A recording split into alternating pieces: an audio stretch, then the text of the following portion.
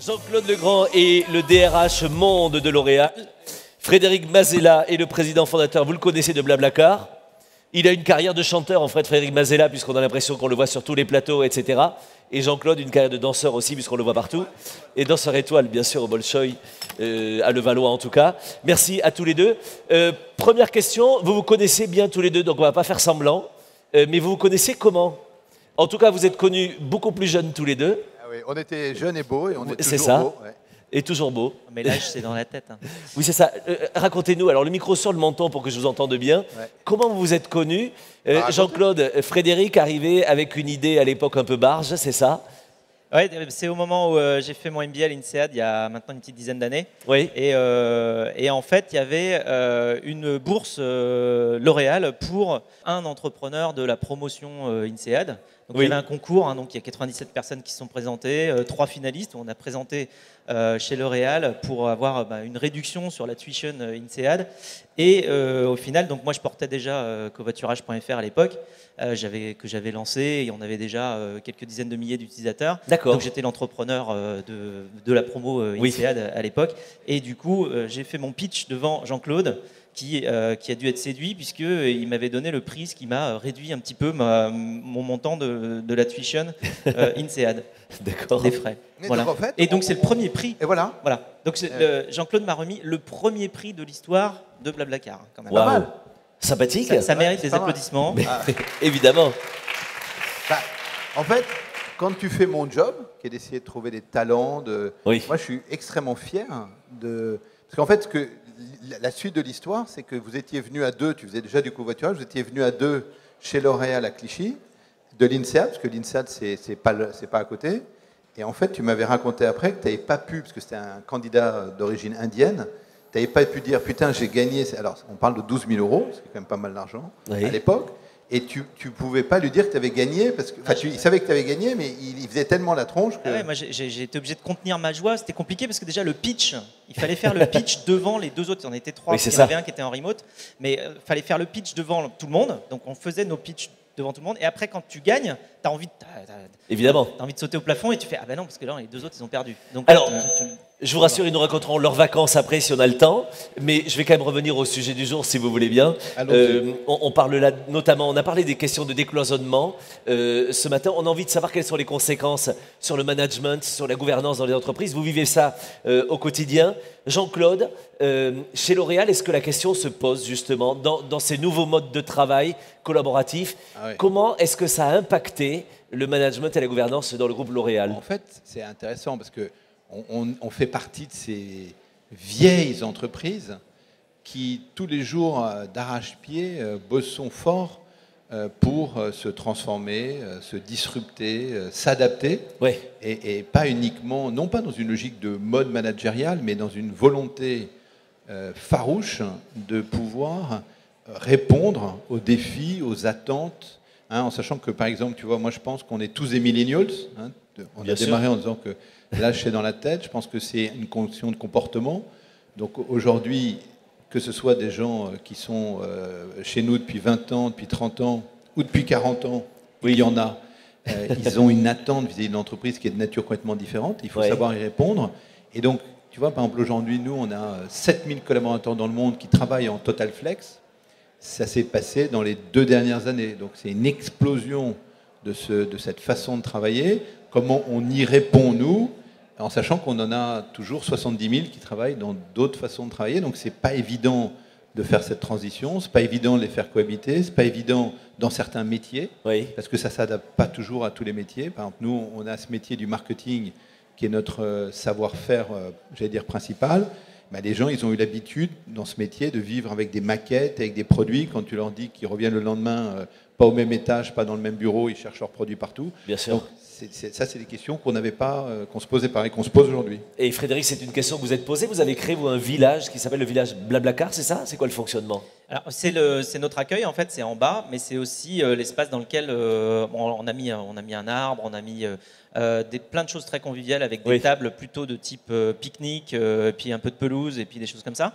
Et donc ça fait un espace très convivial au milieu de nos locaux, et c'est là qu'on prend notre petit déjeuner tous ensemble le vendredi matin. C'est là qu'on organise toutes les semaines ce que les Américains appellent les all hands, c'est-à-dire il y a toute la boîte pour écouter les sujets en cours de différentes équipes qui vont présenter les choses. Donc c'est un lieu de convivialité. Ça symbolise aussi quelque part notre état d'esprit fun and serious. Donc on a mis en avant pas mal notre culture, à la fois évidemment d'abord en interne, et puis ensuite on en a parlé en externe parce que ça faisait une vitrine et ça contribuait aussi à notre marque employeur et ce qui nous aidait en recrutement. Je pense que c'est un sujet qu'on pourra aborder un petit peu plus tard, comment attirer les talents. Mais en fait, ça part de l'intérieur, ça part d'avoir une bonne culture, et ensuite en parler à l'extérieur, ça permet d'attirer les gens qui vont justement trouver que cette culture-là est intéressante, parce qu'aujourd'hui, quand on recherche un travail, on va rechercher aussi évidemment non seulement une mission, mais aussi une ambiance de travail, et réussir à mettre en avant l'ambiance de travail en externe, ça permet justement d'attirer les personnes qui sont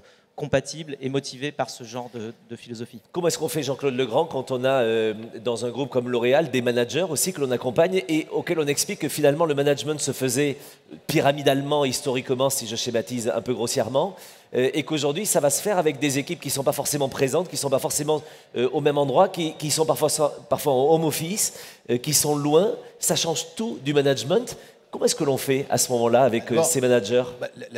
La réalité, la première chose, c'est que c'est assez compliqué parce qu'il y a des gens qui ont travaillé d'une certaine façon pendant très longtemps. Oui. En plus, dans une entreprise comme la nôtre, qui ont connu un succès ininterrompu depuis 100 ans. Oui, c'est ça. Et quand tu leur dis, on va changer des ingrédients, ils ont du mal à imaginer que ça va marcher aussi bien ou que ça va être aussi simple, d'avoir tout le monde autour de toi, d'avoir pas des... Aujourd'hui, par exemple... Ne serait-ce qu'en France, on a 4000 personnes. Je disais 7000 personnes dans le monde qui travaillent de façon totalement flexible. En France, c'est 4000. D'accord. Non, par contre, ce qu'on fait, nous, parce que c'est toujours comme ça qu'on a procédé, c'est qu'on commence par former les gens. Donc nous, on est engagé dans un grand projet depuis maintenant 2 ans. C'est intéressant d'ailleurs, qui s'appelle Simplicity. C'est une question qu'a très vite réglé Jean-Paul Agon. C'est-à-dire, contrairement à beaucoup de grandes entreprises de notre taille, la façon de se réorganiser, c'est pas de dire je mets à la porte 10 000 personnes pour dire tiens, je m'allège, c'est formidable, je simplifie. Nous, on pense qu'on peut simplifier avec le nombre de personnes qu'on a. Mais par contre, on est engagé dans ce projet de simplification qui passe par un changement de comportement managérial profond, sur lequel, comme on le sait tous, on commence par nettoyer un escalier par le haut ou un poisson pourri par la tête. Donc on a donné l'exemple par le comité exécutif, puis les 250 dirigeants clés. Aujourd'hui, on est 2 ans plus tard, on a formé 10 000 personnes. C'est une formation qui dure 3 jours. Chacun commence par faire un 360 à écouter ce que les gens ont à lui dire pour essayer de se transformer lui-même. Jean-Paul Agon lui-même, il en a déjà fait 2. Il a reçu des feedbacks, il les a commentés avec nous. Ça fait du bien. Frédéric, c'est une question chez vous, cette question managériale justement, et manager des nouvelles générations et des nouveaux modes de travail. Vous posez la question avec vos managers? La question de l'agilité est omniprésente, c'est-à-dire comment on structure les équipes pour pouvoir avancer vite et pour faire en sorte que chacun ait l'impression d'avoir suffisamment d'impact sur ce sur quoi il travaille. Et donc, ce qu'on fait, c'est plein de petites équipes qui vont fonctionner en mode projet, où il va y avoir 6, 8, 10 personnes avec des compétences complémentaires. Donc, c'est plein de petites startups dans la startup en fonction des projets qu'on a à lancer. Après, on fait très attention évidemment à tout ce qui est onboarding. Faire en sorte que les nouveaux... En fait, il faut se rappeler, quand on arrive dans une entreprise, le premier jour et même la première semaine sont extrêmement particuliers parce que c'est un gros changement entre avant et après, on vient de rentrer dans la société. Et en fait, les gens se souviennent toujours de leur premier jour, leur première semaine, qui est très importante. Et si on rate cet accueil-là, en fait, on rate un peu le recrutement tout court parce qu'on ne va pas réussir à impliquer suffisamment le collaborateur. Et donc, c'est très important d'avoir un programme d'onboarding qui, tout de suite, implique la personne et lui explique comment ça fonctionne, lui présente des gens aussi. C'est un peu comme quand on est nouveau dans une classe à la rentrée, on ne connaît personne. Et il faut quand même qu'il y ait des mains tendues un peu partout parce que sinon on se dit mais c'est quoi cette boîte? C'est quoi le Blabla Talk chez vous? Alors le Blabla Talk, c'est justement une fois tous les 15 jours maintenant, c'est le All Hands dont je parlais tout à l'heure, c'est-à-dire que toute la société est réunie autour d'une présentation qui est faite par différents départements. Donc chaque département va présenter ce qu'il a fait dans les dernières semaines ou mois et ce qu'il va faire dans les prochaines semaines, et ça a plusieurs vertus. La première, c'est déjà une vertu tout simplement d'identification, surtout quand la société grandit très vite et qu'on ne sait pas exactement qui fait quoi. Évidemment. Donc déjà, identifier qui fait quoi. Ensuite, il y a responsabilisation, c'est-à-dire que quand on doit présenter devant toute la boîte et qu'on s'engage en disant « Ah, on va faire ça dans les mois qui viennent », c'est différent d'un engagement juste envers son boss. C'est un engagement envers toute la boîte. C'est-à-dire que quand on reviendra 3 mois plus tard dire ce qu'on a fait et qu'il faudra expliquer qu'on n'a pas fait ce qu'on avait dit qu'on ferait, c'est un petit peu plus compliqué. Donc du coup, c'est beaucoup de responsabilisation. Et ensuite, il y a aussi beaucoup de respect, tout simplement, parce qu'on veut une société qui soit très unie, une entreprise très unie.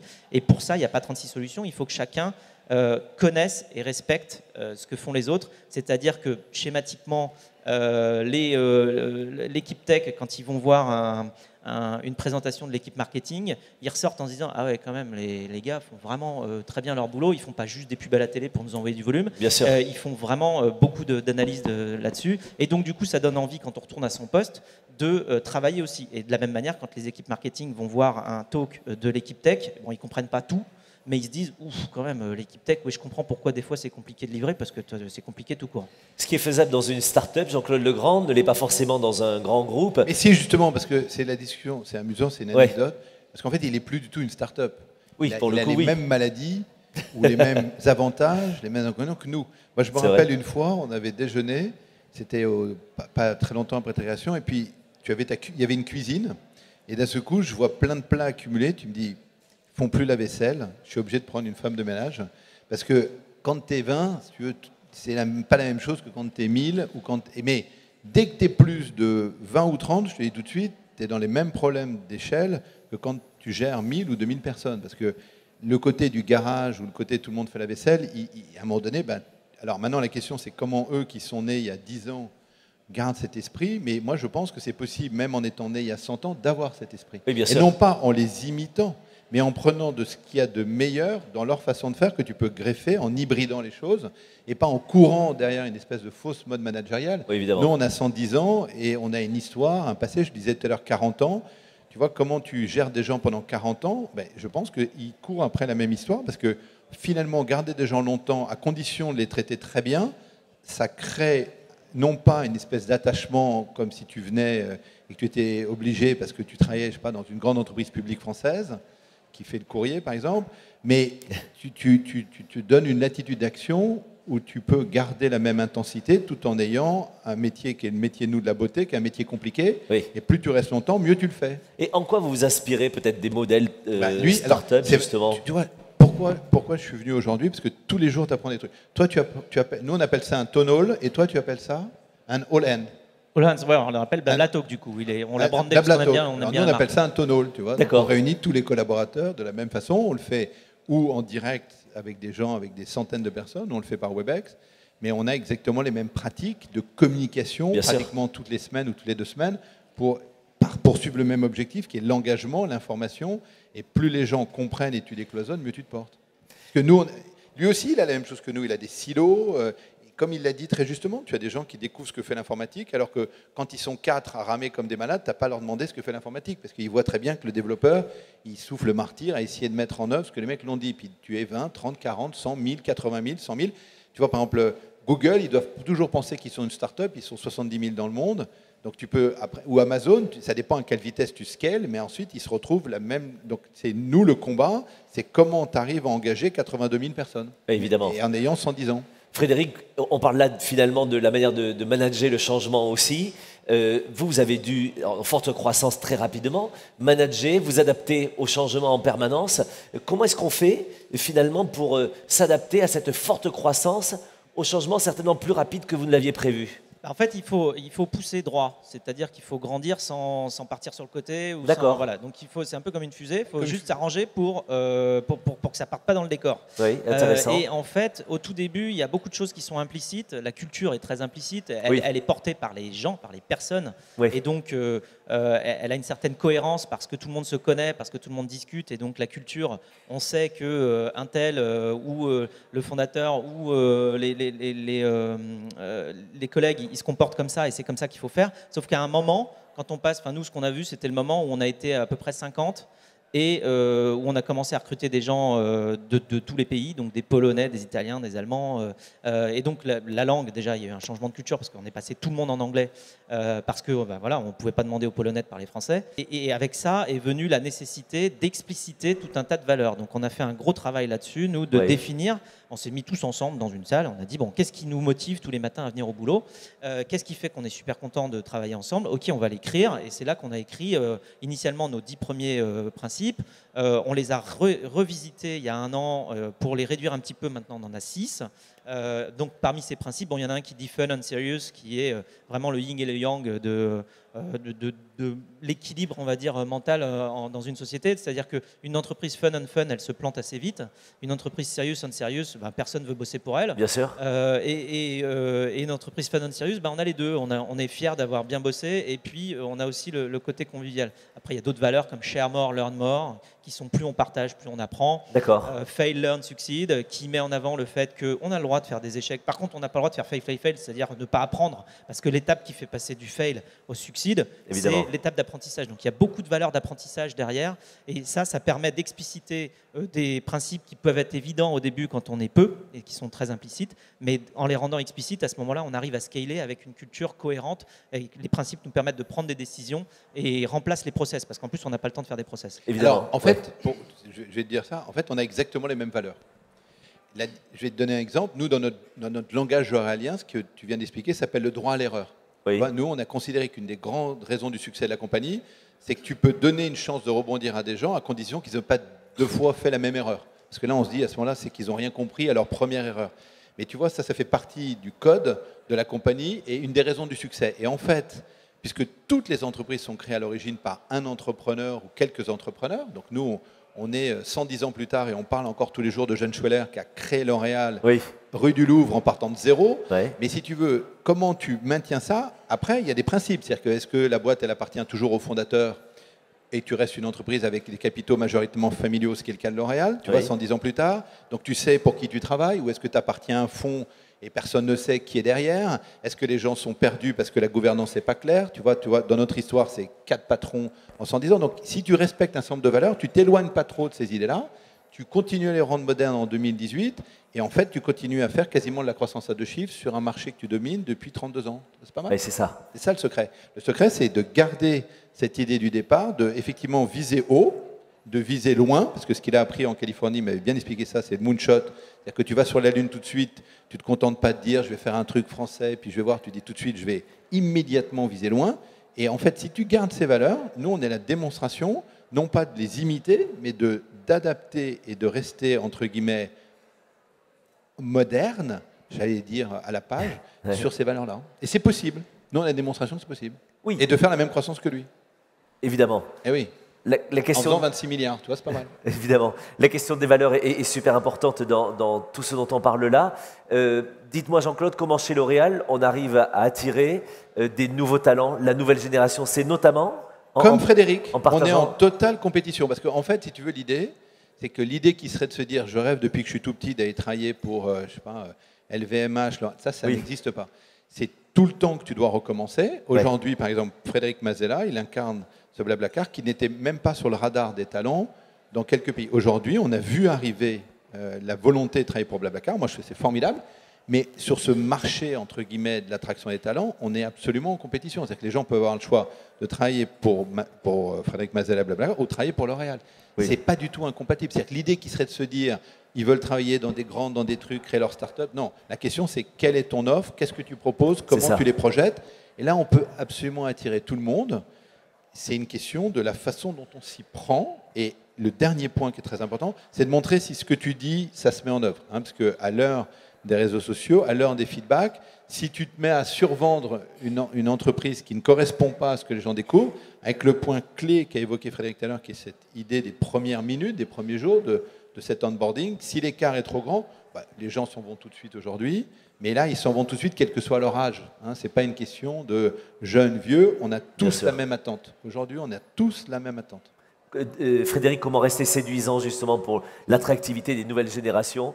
Bon, Jean-Claude vous désigne évidemment, mais comment est-ce qu'on fait dans le mode de travail, de collaboration pour continuer à attirer des talents vers chez vous? Il faut les attirer, puis ensuite il faut les sélectionner aussi, parce que typiquement, moi ce que j'aime bien, c'est quand les gens viennent, on me demandait des fois quels sont vos critères de recrutement, mais c'est des gens qui ont des étoiles dans les yeux, tout simplement, c'est des gens qui ont envie de faire ça. Moi je veux pas des gens qui rejoignent Blablacar pour chercher un boulot avec un siège au chaud. Oui, c'est pas possible. Oui. C'est des gens qui viennent parce qu'ils sont intéressés par la mission, intéressés par l'environnement de travail qu'on offre. Et donc, ça passe aussi par une grande vigilance au niveau du recrutement pour s'assurer que toutes les personnes qui rentrent sont extrêmement motivées par la mission. Et pas forcément des gens qui vont uniquement travailler pour leur CV en se disant tiens, je vais mettre Blablacar sur mon CV, parce que en fait, ça c'est temporaire. On sait que c'est des gens du coup qui viennent juste écrire une ligne sur leur CV, mais qui viennent pas remplir la mission avec nous. Donc en fait, ça passe aussi par être très attractif et très sélectif. Bien sûr. Autre point commun. Oui, c'est ça, vous avez le même problème. Mais bien sûr, il y a 10 ans, personne ne connaît Blablacar. Aujourd'hui, la notoriété, la réputation, ce qui a construit l'entreprise, entraîne des gens à se dire je vais faire un petit tour chez L'Oréal, parce que, par exemple, dans le métier du marketing, c'est entre guillemets un must, mais je vais aussi faire un tour chez Blablacar. Donc la question, c'est comment tu combats ça? Alors, il a absolument raison, c'est la nécessité de extrêmement bien sélectionner les gens. Nous, on a l'habitude de dire que ce qu'on cherche le plus, c'est des gens qui ont de la curiosité sur eux-mêmes et sur les autres, avec une idée, je l'ai déjà dit 2 fois, mais par exemple, moi j'ai commencé à faire beaucoup de recrutement il y a plus de 20 ans. À l'époque, on me rabattait les oreilles avec la génération Y. Je disais, la génération Y, elle n'existe pas. Ouais. La génération Z, elle n'existe pas. Ça veut dire, qu'est-ce que ça veut dire avoir 20 ans en 2018? Qu'est-ce que ça veut avoir 20 ans le 3 août 1914, quand il a fait chaud, qu'il faisait beau et que tu te dis bon, je vois un truc affiché sur mon truc de mon village, mais je suis revenu dans 3 semaines et tu étais parti pour 4 ans, si tu t'en sortais bien. Donc, ça veut dire, qu'est-ce que ça veut dire avoir 20 ans? Bon, on a tous eu 20 ans, c'est la bonne nouvelle. C'est un état passager de vouloir changer le monde. La question, c'est comment tu rends suffisamment attractif ton offre pour parler à cette population-là. Mais cette population-là a toujours le même désir, c'est changer le monde. Après, évidemment, tu les gères, ils n'ont plus 20 ans, ils en ont 30, 40, 50. Qu'est-ce que tu es capable de leur apporter? Le grand défi, c'est celui-là, c'est d'être durable et de pouvoir répondre absolument à ces attentes. Et en plus, comme le disait aussi Frédéric, partout dans le monde. Parce que les millennials ou les pas millennials, ce n'est pas un phénomène français, c'est un phénomène d'aujourd'hui, en 2018, surinformé, survitaminé, surenseigné sur toi, surformé. Tu vois, par exemple, aujourd'hui, je recrute des gens, ça m'a fait rire, je reviens de Chine, où ils ont fait des écoles d'ingénieurs et des écoles de business, du code, et en plus, ils parlent chinois, tu vois. Donc, l'idée de se dire, ah non, moi, je recrute différemment quand je suis dans une business school d'une école d'ingénieurs, tout ça, c'est des frontières qui sont en train de voler absolument en éclats, pour le meilleur, je l'espère, de nos compagnies et de la technologie qu'on va mettre derrière. Et on est en plein cœur du sujet, évidemment. Quelques instants peut-être pour que la salle puisse vous interroger. Vous avez Jean-Claude Legrand, Frédéric Mazella, hormis vos CV, vos cartes de visite ou le café que vous avez envie de prendre avec eux. On va pouvoir les recevoir aussi. Mais évidemment, des questions sur le sujet du jour. Qui souhaite interpeller vos 2 invités ce matin? Bonjour, Laura Lesfer, je travaille chez 360 Learning, solution de formation digitale. Vous parliez des valeurs notamment, alors souvent on les voit parfois affichées sur les murs, il y a un brainstorming initialement qui est fait autour de ces valeurs et on les inculque effectivement lors de l'onboarding, notamment aux nouveaux collaborateurs.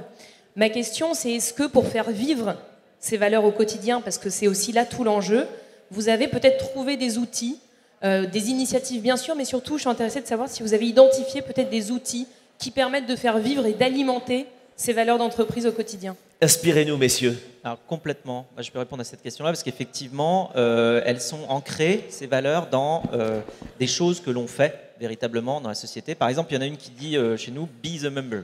Alors, Be the member, c'est, voilà, nous-mêmes, on est membres de Blablacar, on l'utilise énormément. Et alors, la manière avec laquelle on a symbolisé ça, bon, déjà, on a mis en place un programme dans lequel les collaborateurs font du covoiturage gratuitement lorsqu'ils font un retour produit à l'équipe produit. C'est-à-dire que pour avoir son covoiturage gratuit, il faut envoyer à l'équipe produit, voilà, ça s'est passé comme ci, comme ça c'était bien, ça c'était pas bien. Donc voilà, ça fait du feedback quali qui remonte à l'équipe produit, donc c'est utile à la société. Et ensuite, après, dans notre communauté, donc il y a 65 millions de membres aujourd'hui dans 22 pays, dans notre communauté, on a un petit peu plus d'1% des gens qui sont ce qu'on appelle ambassadeurs, c'est-à-dire des gens qui ont un profil absolument parfait sur le site avec des tonnes d'avis et puis qui sont inscrits depuis longtemps et qui ont leur profil complètement complet. Et bien chez Blablacar, on a 35% de nos collaborateurs qui sont ambassadeurs. Et on a un mur des ambassadeurs chez nous, c'est-à-dire que dès que quelqu'un employé chez Blablacar devient ambassadeur, eh bien, il a sa photo au mur, sur le mur des ambassadeurs. Et donc ça, c'est une manière de symboliser Be the member. Après, Share more, learn more, dont je parlais tout à l'heure, c'est-à-dire on partage plus, on apprend plus. C'est le Blabla Talk. qu'on fait voilà, tous les 15 jours, où on va partager ce qu'on connaît, ce qu'on a appris, ce qu'on va faire. On partage beaucoup. C'est une manière de personnaliser, de donner corps quelque part à cette valeur-là pour qu'elle ne reste pas juste une chose sur les murs. Mais cela dit, il faut quand même les écrire sur les murs. C'est-à-dire que c'est écrit sur les murs, c'est écrit sur les autocollants, c'est écrit sur tout. Voilà. Après, il y en a une autre. Marqué, oui. Alors tiens, moi je vais compléter. En fait, on a effectivement aussi parler comme des anglo-saxons, ce set de valeurs, mais je vais vous donner un exemple très concret de ce qu'on vient de faire il n'y a pas très longtemps, et j'espère qu'il y a beaucoup plus d'entreprises qui soient capables de le faire. On a une charte éthique depuis 15 ans auquel on est très attaché, et notamment qui touche tout ce qui est lié aux violences, sous toute forme qu'elles soient en termes de harcèlement. Avec le patron de l'éthique, il y a quelques semaines, quelques jours, on a communiqué à l'ensemble de nos 80 000 collaborateurs dans le monde les conséquences de cette charte éthique en 2018. C'est-à-dire qu'on a dit, voilà, combien on a eu de cas qui nous sont remontés de harcèlement, par exemple, moral, et voilà combien de personnes ont quitté l'entreprise. C'est-à-dire qu'on a communiqué les chiffres extrêmement précis sur le nombre de cas, le nombre de dossiers qu'on a étudiés et le nombre de personnes dont on s'est séparé, parce qu'on ne s'est pas nécessairement séparé toutes les personnes, mais on a exactement expliqué, cette valeur est non négociable chez nous, voilà les conséquences. Ce qu'aucune des personnes de L'Oréal, avant qu'on ne fasse ça, imaginait qu'on faisait. Parce qu'ils disaient, non, c'est super la charte éthique, c'est super le respect des principes sur les violences, notamment, que ce soit de harcèlement moral ou sexuel, mais vous en faites rien, les gars. Donc là, on a dit, on va vous montrer ce qu'on fait, parce qu'on va vous donner les chiffres de 2018. Voilà combien de personnes ont quitté l'entreprise. Et je ne vous parle pas de 3 cas et de 5 personnes. Ce sont des dizaines de cas qui nous sont maintenant remontés et qu'on traite. Et ce sont des dizaines de personnes qui ont quitté l'entreprise sur plusieurs lignes différentes, que ce soit du harcèlement moral ou harcèlement sexuel. On l'a communiqué, on l'a révélé, on ne l'a pas caché. Et c'est donc très concret. Bravo Jean-Claude Legrand. Madame, bonjour. Alors, une question très très simple. On parle beaucoup d'espace, de décloisonnement, de chaleureux, de collectif, de valeurs. On n'a pas encore entendu le mot design depuis ce matin. Et quelle est la place du design justement pour que ces espaces aussi soient heureux et engageants? Merci. Alors, vous avez 3 heures pour répondre, ou ça m'arrange plutôt en 12 secondes 24. Débrouillez-vous. Non, mais c'est amusant parce que quand j'évoquais tout à l'heure, pour ceux qui connaissent L'Oréal, il y a un côté très loralien, c'est-à-dire qu'on passe du tout au tout. Oui. Donc c'est-à-dire que cette idée d'environnement de travail, c'était absolument pas une question qu'on se posait il y a encore 5 ou 10 ans. Et d'un seul coup, l'ensemble des gens de L'Oréal refont tous les bureaux dans le monde, déménagent, font appel aux plus grands designers. Donc on a une expérience, par exemple, ici en France, le centre Eugène Schueller, qui est le centre L'Oréal, a été refait par Monsieur Villemotte. Donc là, ça fait 2 ans, 3 ans, donc il y a plein de commentaires, c'est comme ci, c'est comme ça, c'est trop Villemotte. Ensuite, Sarah Lavoine vient de refaire l'ensemble de notre siège des divisions sélectives à Levallois. Donc il y a tous ceux qui vont dire, oui, mais on croirait que chez toi, alors il y a des bobos, pas les bobos, c'est trop ça. Bon, donc, créer des conditions, et je ne vais pas citer les autres designers, parce qu'ils vont jusqu'à designer les lampes. Donc nous, la question de savoir si c'est le style de Villemotte, le style de Sarah Lavoine, ou le style de Marcelo Julia, ou le style, je pourrais vous en citer des dizaines, ça nous intéresse assez peu. Ce qui est le plus important, c'est ce qu'on a essayé de faire, c'est de le faire avec les collaborateurs de l'origine et qui se sentent bien, de savoir si c'est le bleu de Sarah Lavoine ou si c'est le gris de Jean-Michel Villemotte. Mais il y a des commentaires, on écoute tous les commentaires, puisqu'on est comme Frédéric, feedback is a gift. Oui. Mais certains nous font plus sourire que d'autres. Ouais. Évidemment. Frédéric, une réponse sur le design, justement. En fait, le design, on parle d'environnement de travail, mais pour moi, le design découle d'une culture et d'un positionnement. Donc, en fait, ça revient à se poser les vraies questions sur les valeurs, justement, qu'on a envie de porter, parce qu'ensuite, la conséquence, ça va être que, effectivement, certains designs ne vont pas du tout coller avec les valeurs qu'on défend, d'être ouvert et partagé. Par exemple, ça veut dire que du coup, on va avoir des open space, on va avoir des salles de café complètement ouvertes, qu'on va avoir le village. Voilà, quand on dit share more, learn more, on ne peut pas mettre tout le monde dans des cubicules. Ça ne marche pas. Bien du coup, en fait, quand on s'est bien positionné au départ, on arrive à aller vers un design qui nous correspond. C'est un peu comme aménager son chez-soi. Normalement, ça ressemble un petit peu à ce qu'on a envie de voir. Merci beaucoup pour la question. La dernière question, bonjour. Bonjour à tous, je m'appelle Faustine, je suis la fondatrice de CoCoWorker et nous on a imaginé un outil, donc je rebondis un peu sur la question que vous aviez posée chez 360 Learning. Nous on a imaginé un outil qui permet en fait aux salariés de récompenser, de reconnaître leurs collègues pour leur comportement positif et quand ils incarnent leurs valeurs avec des kiffs. Et justement, moi il y a une phrase que j'aime beaucoup de Nelson Mandela qui dit « You get what you reward ». Donc vous obtenez ce que vous récompensez. Quelles sont vos politiques de reconnaissance dans vos entreprises pour justement faire en sorte que votre culture d'entreprise grandisse et qu'on sache justement quel comportement adopter pour évoluer chez vous. Messieurs, pour terminer. Je parlais tout à l'heure de la valeur Be the Member. Chez nous, voilà, ce qui est récompensé déjà, c'est d'être membre de la communauté Blablacar. Donc ça, c'est une valeur aussi pour ce que ça nous permet de faire le tour complet de notre produit, c'est-à-dire qu'en étant utilisateur, puis concepteur, puis innovateur, et réalisateur, on arrive à faire une boucle d'innovation permanente. Donc c'est une des valeurs et une manière de le mettre en avant. Je parlais tout à l'heure, c'est notre mur des ambassadeurs chez nous, par exemple. Après, voilà, il y a différentes manières d'aller pousser ça. On remercie régulièrement, notamment chez nous, une équipe qui fait un superbe boulot, mais qui n'est pas toujours mise en avant, typiquement ce qu'on appelle chez nous Community Relations Team, c'est-à-dire le Customer Support. C'est des gens qui sont en contact avec notre communauté tous les jours, avec les différentes problématiques que notre communauté de 65 millions de personnes peuvent rencontrer. Et en fait, ils sont naturellement, j'ai envie de dire, dans les sociétés, ne sont pas toujours mis en avant, à tel point qu'il y a même des sociétés qui délocalisent leurs services clients. Ce qui, pour nous, c'est assez inconcevable, c'est-à-dire d'avoir une société externe qui gère la relation au client. Pour nous, ce n'est pas possible parce que l'expérience d'utilisation, elle influence le produit. Donc, il faut vraiment que ce soit au plus près, il faut qu'il y ait un pont très fort, mais en même temps, du coup, ça témoigne du fait que c'est des équipes qui ne sont pas toujours valorisées.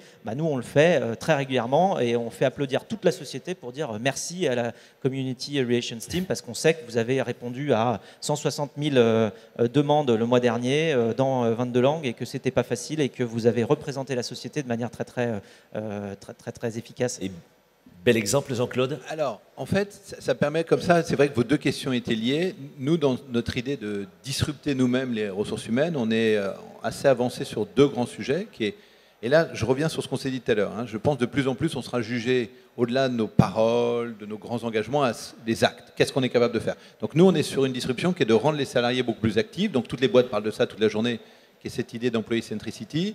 Donc on a un test en Chine qui est très concluant depuis plus d'un an, et aux États-Unis, donc sur ce qu'on appelle du flex learning, c'est-à-dire qu'on laisse les gens s'engager eux-mêmes dans leur propre formation et choisir eux-mêmes leur parcours et leur laisser une totale liberté avec un budget qui est alloué. Même chose sur le flex reward. Donc nous, on est engagé dans une idée qui marche très bien, notamment là aux États-Unis, on va tester en France, c'est de laisser les gens choisir une certaine partie de leur partie de rémunération sur, finalement, je ne veux pas de bonus, je veux du temps. Ou finalement tu me donnais du temps, mais je veux l'additionner et le prendre non pas parce que j'étais en temps partiel.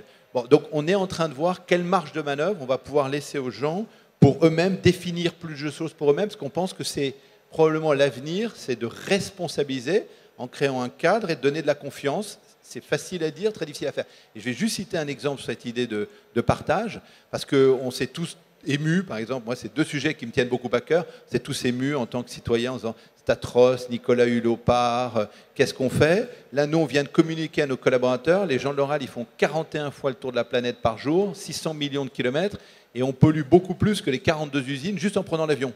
Mais j'ai expliqué que si on filait des miles pour aller dans des télésalles de téléprésence, je pense que j'allais faire exploser mes salles de téléprésence, plutôt que savoir est-ce que demain, nous, on est capable de dire, tiens, c'est super, est-ce que je mets les miles en commun? Là, je vous dis tout de suite, j'ai une grosse question. Et la deuxième chose, c'est que par exemple, nous, on s'est lancé dans l'arrondi solidaire. Ça fait plus d'un an. Je me bats comme un malade. J'ai 13 000 collaborateurs en France. Il y en a 15% qui ont dit « Ok, je vais donner entre 10 centimes et 10 euros. On plafonne à 10 euros. » J'ai des dirigeants qui pensent qu'ils sont toujours exemplaires. Et puis finalement, quand je regarde les listes, je me rends compte qu'il y en a quand même beaucoup à qui ça a échappé, visiblement, la communication, alors qu'on en a fait pas mal. Oui. Donc, cette idée, ces idées-là, de responsabilisation, de nous faire des efforts, c'est comme toujours, c'est comme le changement, c'est que c'est super pour les autres, on est hyper partisans. Maintenant, quand je te le demande à toi, soudainement, je continue à prendre l'avion pour une réunion de 2 heures à l'autre bout de la planète, j'en ai rien à foutre du CO2, et ensuite, quand je te demande de partager tes bénéfices, c'est génial, mais je vais quand même les garder pour moi, tu vois. Surtout donc, 10 centimes. Bon, la route est longue, mais je suis très preneur de ce genre d'idée. Merci beaucoup. Et pour vos questions, on va remercier vos deux invités, s'il vous plaît, Frédéric Mazella, Jean-Claude Legrand. Merci infiniment à tous les deux.